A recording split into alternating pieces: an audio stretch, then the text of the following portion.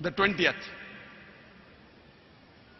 and the last in my list of the most common questions asked by non-Muslim is that if Islam is the best religion, then why you find most of the terrorists are Muslim, most of the robbers are Muslim, most of the people who cheat are Muslims? Why?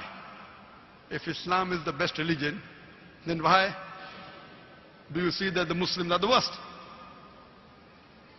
The reply to this question is that one of the major factors for this impression that all the terrorists are Muslims, the impression that most of the people who cheat are Muslims, most of the people who bribe are Muslim, is the media. About 5 years back, when I was called in the same organization, Dubai Holy Quran International Award, for the second time, and the patronage of Sheikh Muhammad Rashid Maktoum, I had given the talk in my second day, Media and Islam, War or Peace. And I described in detail what is the strategy of the media to malign Islam. And I also gave a talk, Islam, the solution to the problems of humanity. The media says Islam is a problem for humanity. Actually, Islam is the solution for the problem of humanity. That's why the tagline of the Peace TV, the solution for humanity. That means Islam is the solution for humanity. What does the media do? Time will not permit me to give in detail. I'll just wind up my answer in a couple of minutes. What does the media do? Media picks up the black sheep of the community and they portray as though they're exemplary Muslims. See, we have black sheep in the community. We do have many Muslims who are namesake Muslims. They aren't practicing Islam. They pick them up and they portray as though they're exemplary Muslims. Many a time the media, they quote something of the Quran, they quote out of context. Whenever they get information, they malign the Muslims. For example, we know in 1996, the Oklahoma bombing, at that time, it was the biggest attack on American soil. More than 100 people were killed, 166 people were killed. It came as headlines, Middle East conspiracy, Middle East conspiracy, Muslims to blame, Muslims to blame. Headline for days and weeks together. Later on, when they came to know it were 2 American soldiers, it comes once and vanishes. When they don't know the culprit, it comes for days as headlines. When they come to know the real culprit, 1 or 2 days, the news goes out. Why? In India, we have, 50-year-old Muslim Arab marrying an 18-year-old girl, headlines. When 50-year-old non-Muslim rapes a 6-year-old girl, it comes in news briefs.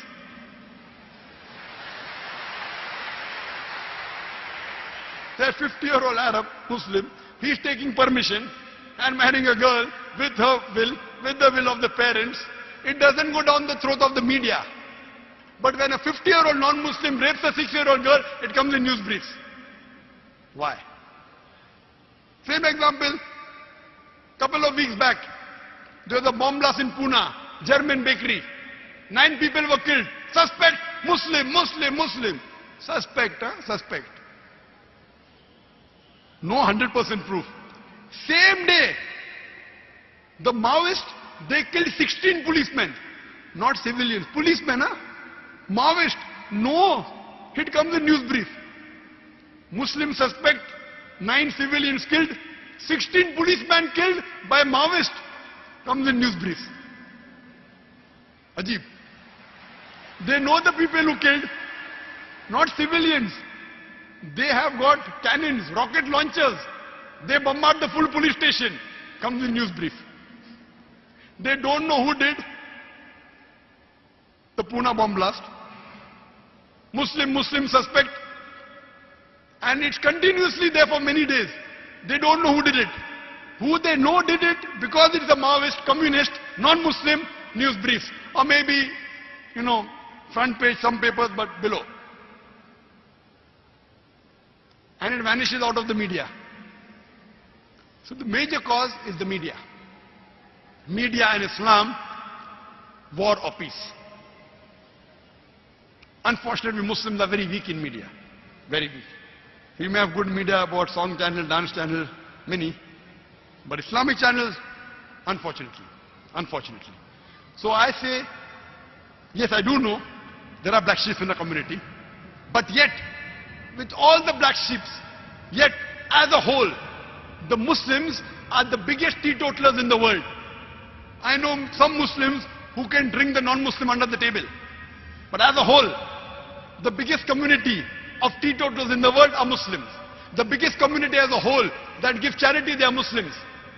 There is no non-Muslim, no human being in the world who can show a candle to a practicing Muslim as far as modesty is concerned, as far as sobriety is concerned, as far as human values are concerned, as far as ethics are concerned.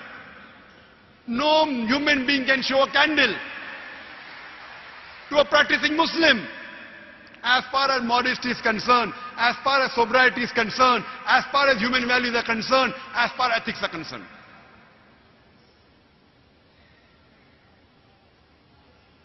And I always give the example. Suppose you want to judge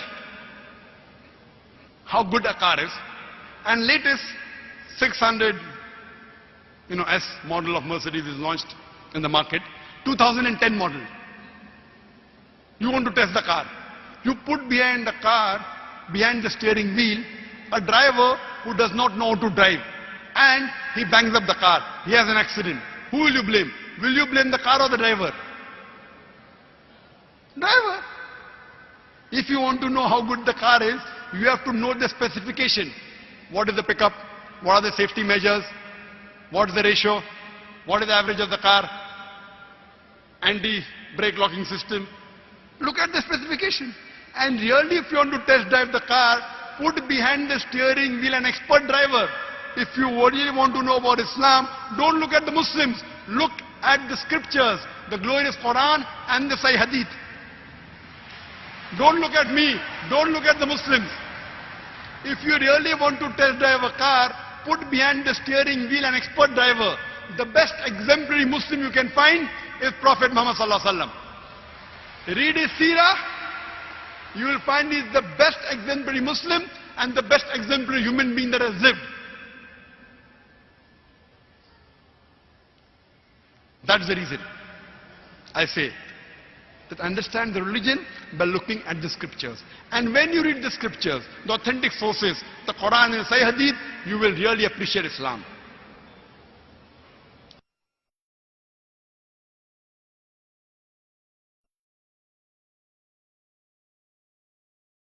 And I mentioned last time that after 9/11, there was a new entry in the most 20 common question, the word jihad. So when the new entry comes, the last one goes away. So previously in the book which I wrote before 2001, the 20th one is the non-Muslims object, that why do you call non-Muslims as kafir? Now it is out of the list. Normally you have the important misses. So today I will call it the important misses, which is no longer in the list, but I'll give the answer because the answer is short. Many non-Muslims say that why do the Muslims abuse us by calling us kafir? The reply to this question is, what is the meaning of the word kafir? Kafir comes from the Arabic root word kufr, which means to reject, which means to conceal. In Islamic context, kafir is a person who rejects the truth of Islam. So if I have to translate into English, kafir means a non-Muslim. So if I call the non-Muslim a non-Muslim, in Arabic I say kafir, why should he feel bad? Why should he feel offended? And if they say that, why do you call us kafir? The only way I can stop calling you a kafir is if you accept Islam. Then I say you're not a kafir, you're a Muslim.